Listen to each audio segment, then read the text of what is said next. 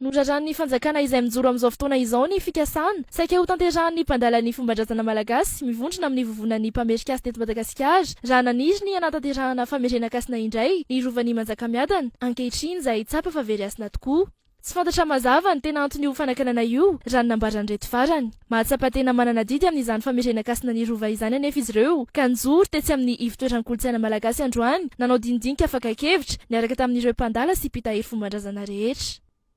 Efa fotoana ny androany, efa fotoana izay efa movizina ho nametrahana izany atao hoe famerenakasina tao anatin'ny rova Manjakamiadana.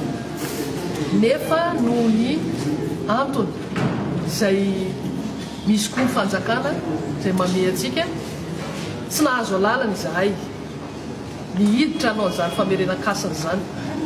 Nefa adidinay eto amin'ny firenena zany zavatra zany ary izay no antony hijoroanay eto amin'ity tanorazana ity izay tany iaraha-manana. Tsy hipetra-potsiny amin'izao anefa izy ireo raha ny nambaran'ny mpitondra tenin'ity vovonan'ity androany. Tsy sokajin'olona ampisetrasetra izy ireo fa olona mpandala ny fahendrena napetraky ny razana. Takin'izy ireo araka izany ny fametrahana ny mpandala fomban-drazana amin'ny toerana tokony isy azy. Ka noho izany tsy fahazahoana izay alalan'izay tsy olona mpisetrasetra izahay fa olona mpandala ny atao hoe fahendrena izay napetraky ny razana taminay tsirairay ka nanokatra an'izao toeran'izao hahafahanay manohy ny zavatra saika ataonay ka ireto avy no zavatra mba angatahanay amin'izao fitondrana izao.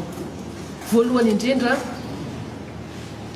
apetrao amin'ny toerana tokony isy anay izahay eto amin'ity firenena ity satria manana ny anjara biriky tokony hoentinay koa izahay,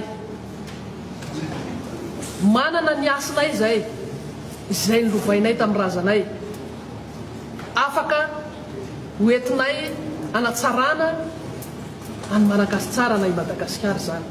Vonona izay ny hiara-iasa aminareo tsy mila tambiny izahay fa ny tambiny ilainay dia Malagasy tsara miverina amin'ny asany.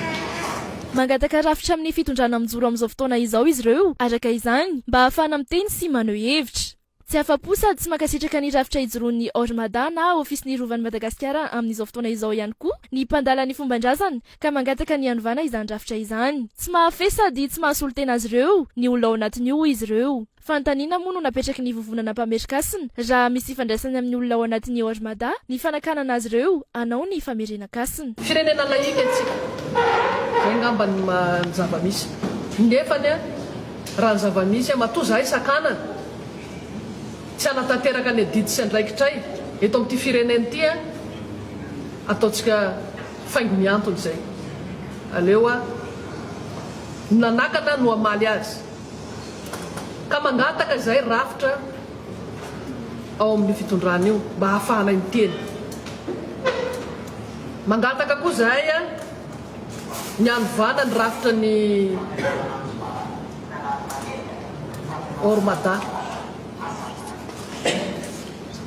satria tsy mahafehy anay ny olona izay atao solotena ao anatin'io. Mangataka ihany koa ny mpandala fomban-drazana ny mba hanomezana sehatra azy ireo ao amin'ny televiziona malagasy sy ny radio-pirenena. Mahatsapa tena ho voailika izy ireo raha ny zava-misy ankehitriny no jereny. Angatahanay ny azahoanay alalana iteny ao amin'ny televiziona malagasy sy ao amin'ny TVM. Ny fampitona tetsy amin'ny KM-Tsahavola moa ireo mpandala ny fomban-drazana avy amin'ny Lavalosy nanomana fehin-kevitra hanaovana ny famerenakasina.